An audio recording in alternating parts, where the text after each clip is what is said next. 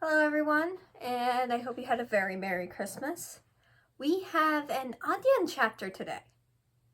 I feel like it's been a really long time since the last time we recorded an Adyen chapter.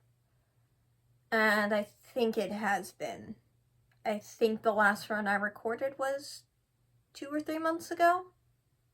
Of course, I didn't upload it until a lot more recently, but it was an old recording. But here we are. I'm excited. This one has angst. I think you're going to like it.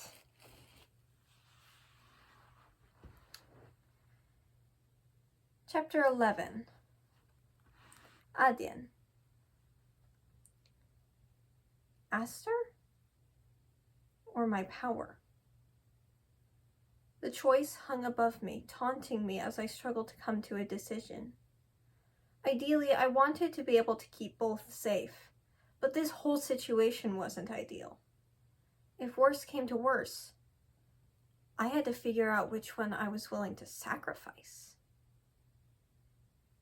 And that was a harder question than I expected. Under normal circumstances, I wouldn't have bothered with the question at all.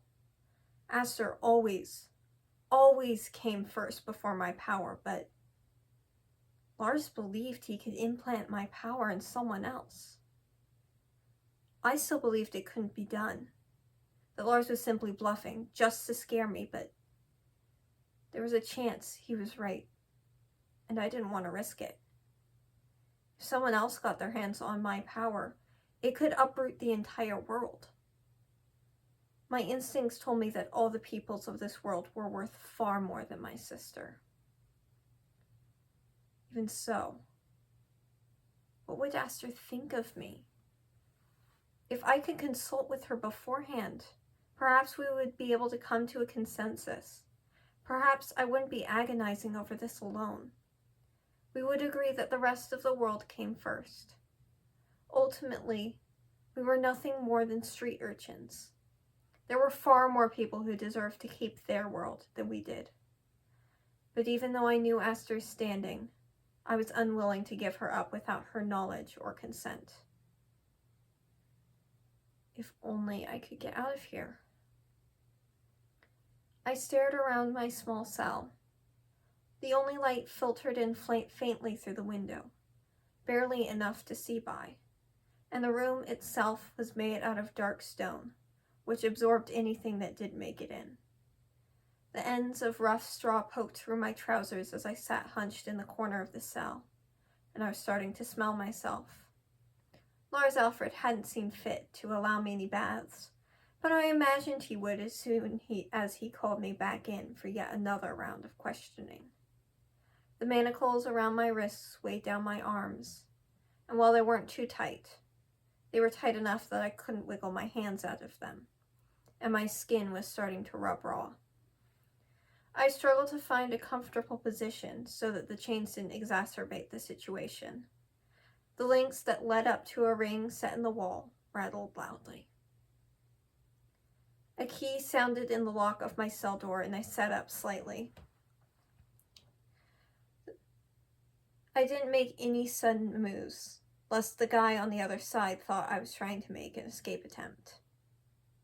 "Dinner," a bored voice called. The door opened just wide enough for a plate and a cup to be shoved through before it clanged shut again.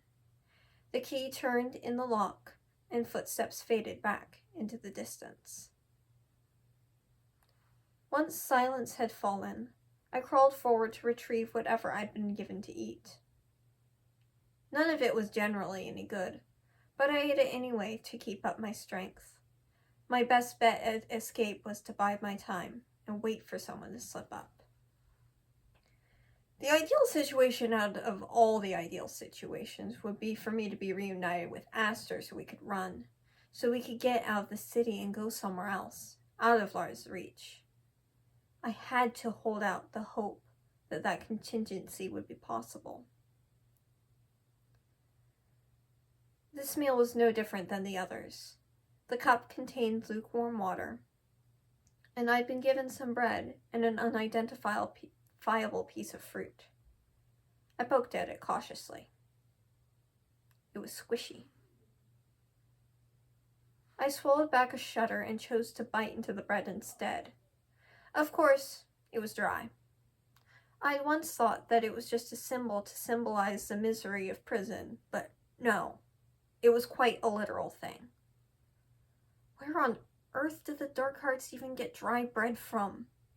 Do they use the old castaway ends of imports that don't make it into the shops? Or do they get good bread and purposefully let it dry out before giving it to their prisoners? I really didn't understand. I ate the bread, bit by bit, washing it down with the water whenever it felt like I was about to choke on it.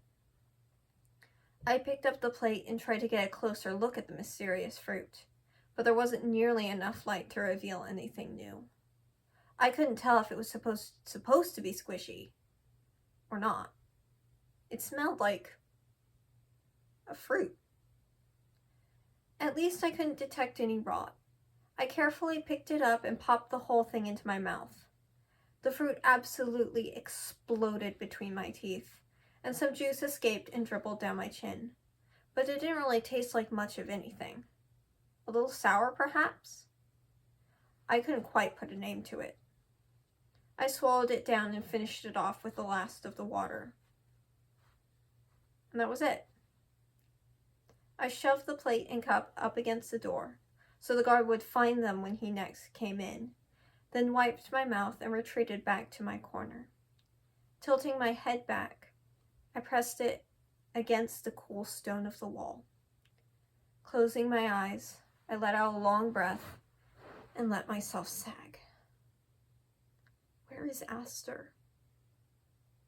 What is she doing right now? Is she safe? Is she all right? Lars had already indicated that he didn't need me to find her, and I wouldn't put it past him to have his men out on the streets right now searching for her.